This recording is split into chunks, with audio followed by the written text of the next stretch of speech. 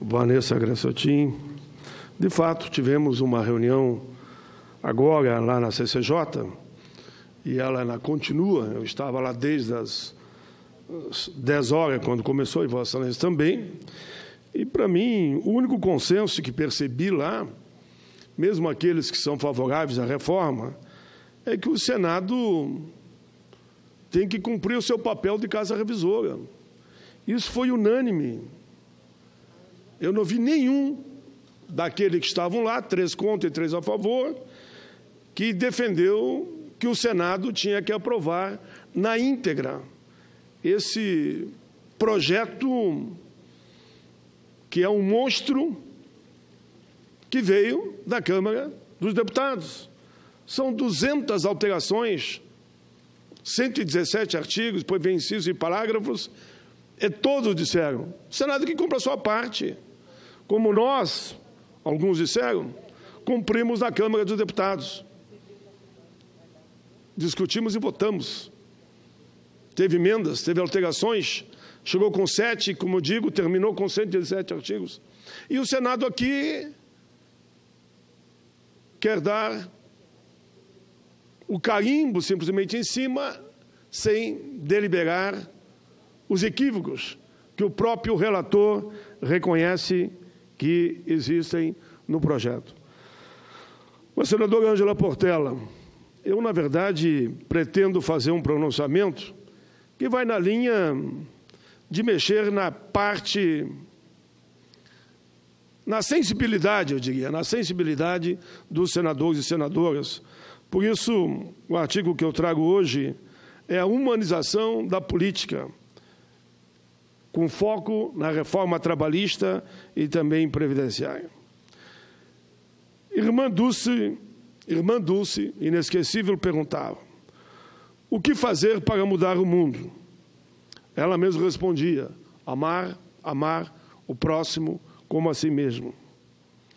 O amor pode sim vencer o egoísmo, a avareza, aquele que só pensa em ficar rico e cada vez mais bilionários.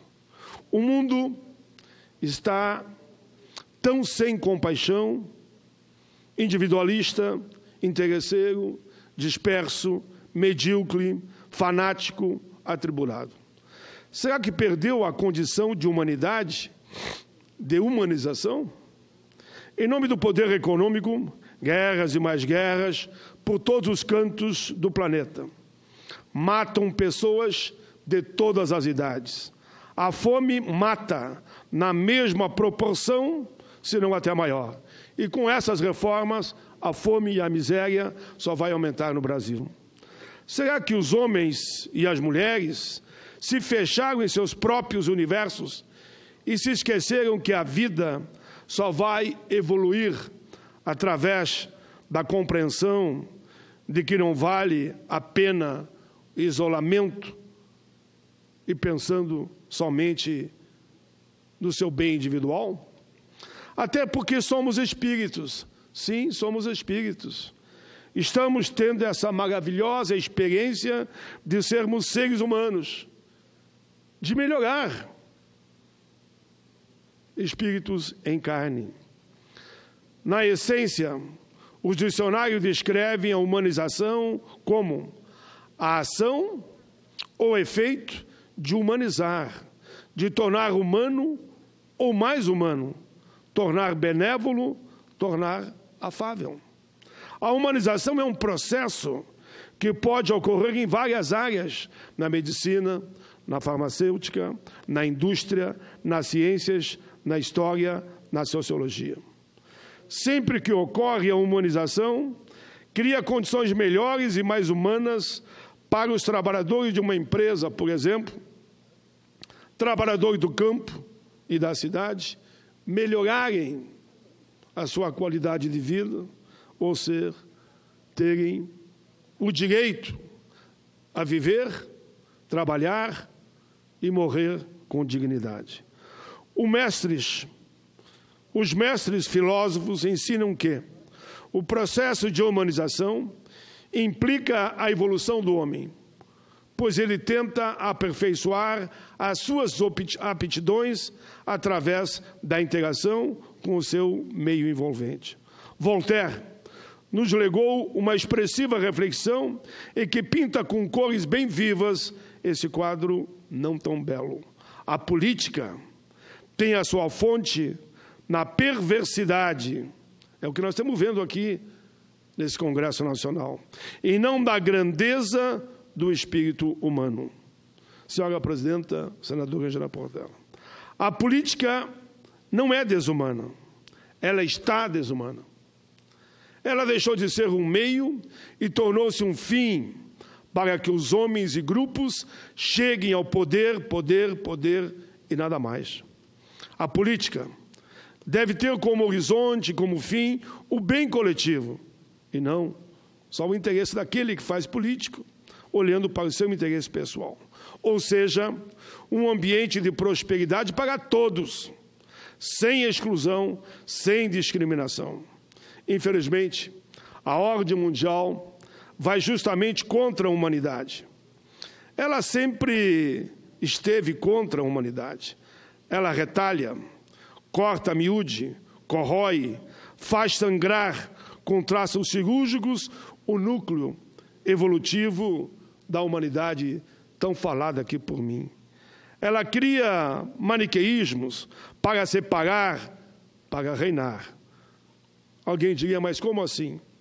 Isso é visível nas políticas que os governos mundiais e regionais colocam em prática ou tentam assimilar.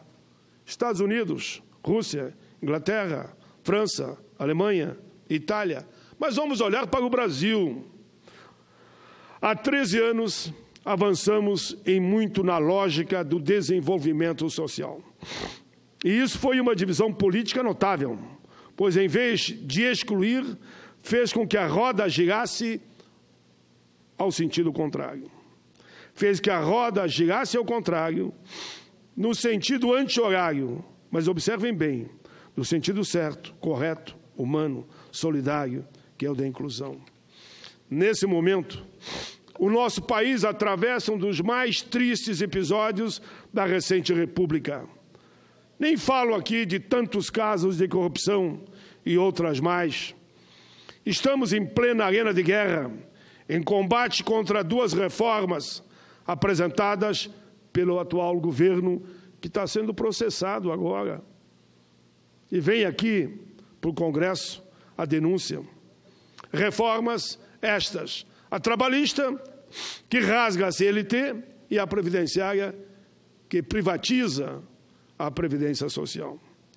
Primeiramente, a tentativa de aprová-las não ajuda em nada o aprimoramento do sistema democrático brasileiro. Por que digo isso?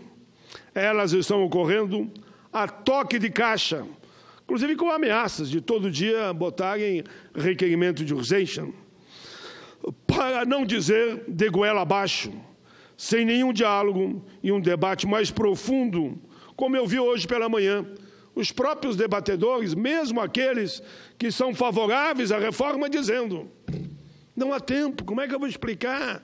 Como é que eu vou defender meu ponto de vista em 200 alterações? Eu dizia, foi vocês que mandaram para cá.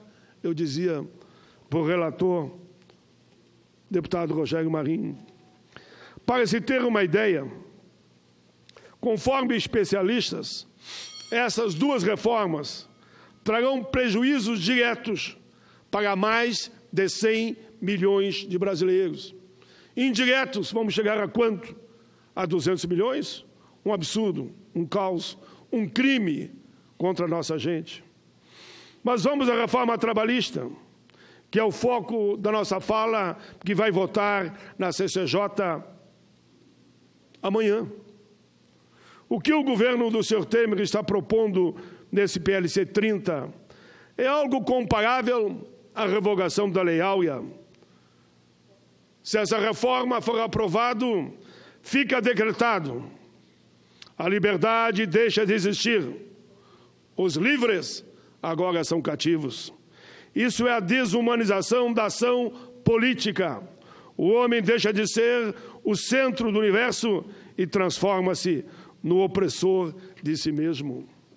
O país passa a ser uma grande senzala, agora não só de negros, como no passado, me lembro aqui dos meus antepassados, mas também senzala onde estarão brancos, negros, mulheres, idosos, pessoas com deficiência, trabalhadores e trabalhadoras. Não podemos aceitar. Não somos coniventes e nem mesquinhos ao ponto de aceitarmos que isso é um processo natural do mundo do trabalho e que o Brasil não pode fugir a tal de ordem mundial. Sim, o Brasil tem que estar sintonizado com o mundo, mas a essência de um país soberano é seu povo, é a sua gente. Uma nação não se constrói tão somente com números e gráficos. Ela se estabelece por opção política e equilíbrio entre o justo, o necessário e o humano. Senhoras e senhores, essa reforma é inaceitável. Todos os seus artigos, já falei, almoço em 30 minutos. Vão lá, senadores e deputados, tentem almoçar em 30 minutos. Mandem a sua esposa, senadores e deputados, que está grávida, atuar em área insalubre, penosa e periculosa, inclusive amamentar. Quem das senadoras aceita isso? Quem quer que as nossas companheiras, sejam namoradas, sejam esposas, atuem na sua atividade grávida em área insalubre? Isso sim vai contra a ordem mundial. Nem vou falar de todos os pontos. Acordo individual, que acaba com a negociação coletiva e com a participação dos sindicatos para proteger o trabalhador. Trabalho intermitente vergonhoso, hoje condenados por todos que estavam naquela audiência pública, porque ninguém defendeu o trabalho intermitente, porque sabe que ele é cruel, é o teu salário por hora, sem direito a 13º, fundo de garantia, previdência. E na hora da indenização vai receber o quê? Não tem indenização. Férias parceladas. Vamos parcelar as férias dos parlamentares também. Vamos dizer que eles têm que tirar férias só quando não tiver atividade aqui. E a atividade aqui todo mundo sabe que é terça, quarta e quinta. Segurança no trabalho. Terceirização sem limite, inclusive, da atividade fim. Todos sabem, e eu já repeti aqui, repito, cada 5 mortes no trabalho, 4 é de terceirizados. Cada 10 acidentes, 8 é de terceirizado. Poderia aqui, que eu tenho uma página inteira, e hoje a juíza Adelaide disse com muita firmeza, a mulher é a grande sacrificada, a grande prejudicada nessa reforma covarde, porque a covarde, sim, ataca principalmente os mais fracos. Blindagem patrimonial. Olha, tem um artigo que trata disso. Quem ganha com isso? Somente, de novo, os poderosos. Horário de almoço. Reduzo aqui, simplifico. Querem passar para 30 minutos. Oxalá vocês consigam fazer isso aqui. Nem aqui fazem isso. Calcule numa linha de produção. Senhora Presidenta, vou agora para o final. A CCJ vai votar amanhã. Eu tenho muita esperança que a sensibilidade, a solidariedade, o respeito ao próximo, repito, como dizia a irmã Dulce aqui na abertura, daqueles que querem e devem amar o outro como a si mesmo, se bote sempre no lugar do outro antes de votar essa reforma. Vocês gostariam de ver seus filhos, seus amigos, seus tios, sobrinhos, parentes e até avós trabalhando nessas condições? Duvido, duvido. Por isso eu digo, senhor presidente, e aqui eu termino, o melhor para o Brasil e para o povo brasileiro é que o processo dessa tragédia anunciada pare, sinal vermelho, suspendam essa votação. O país está numa fase conturbada, Os poderes não se entendem nos seus próprios espaços. Os senadores estão em conflito, estão constrangidos, percebo, que não querem votar, mas estão sendo obrigados a votar por ordem do seu chefe. Já é interessante que hoje o próprio líder do governo, numa matéria que eu tenho comigo, diz: não, o governo, isso não é pauta do governo, isso é pauta do Congresso. O próprio governo lava nas mãos. Espero que o Senado não faça isso. Está aqui a matéria comigo, falei de manhã e falo aqui, isso é pauta do Congresso, não é pauta do Temer. Não querendo mais ficar com essa bomba no colo. Alguém tem que ser o pai da criança. Mas eu ainda penso que é possível construirmos um entendimento que vá na linha do bom senso. É preciso coragem e decisão, e não agir como Pôncio Pilatos, lavar as mãos, em que entregou Cristo dessa forma para ser crucificado. Agora aqui nós estamos entregando o povo para ser crucificado. Termino com a frase do poeta português Fernando Pessoa: a sensibilidade conduz normalmente à ação, o entendimento e a contemplação. Fica aqui o apelo, senhores e senhoras, senadores e senadoras. Vamos conversar com o presidente dessa casa, senador Eunício. Eu não gostaria de que nenhum dos 81 senadores colocasse no seu currículo que ele foi um dos autores, no ano de 2017, da revogação da Lei Áurea. Eu espero muito mesmo, dessas reuniões que começaram a acontecer, grupo de senadores independentes, reuniões na casa do senador Eunício, reuniões nas lideranças, que façamos tantas reuniões quanto for necessário. Vamos trabalhar de segunda a domingo, buscando um entendimento que vá na linha de evitar que esse projeto seja aprovado. Eu estava aqui na sexta-feira, o plenário estava vazio, fiz esse mesmo apelo, senador Cidinho, da cadeira que você está sentado. Faço hoje de novo, porque aqueles que assistiram pela internet, que eu botei a fala na internet, pediram a mim que eu repetisse o pronunciamento que começou com a fala da irmã Dulce. O amor pode sim vencer o egoísmo. Muito obrigado, presidente Cidinho, pela tolerância de Vossa Excelência e a tolerância também da senadora Vanessa. Obrigado, e a paciência senador. da senadora Angela Portela. Obrigado, senador Paulo Paim. Passa a palavra para a comunicação inadiável, senadora Vanessa Graziotin.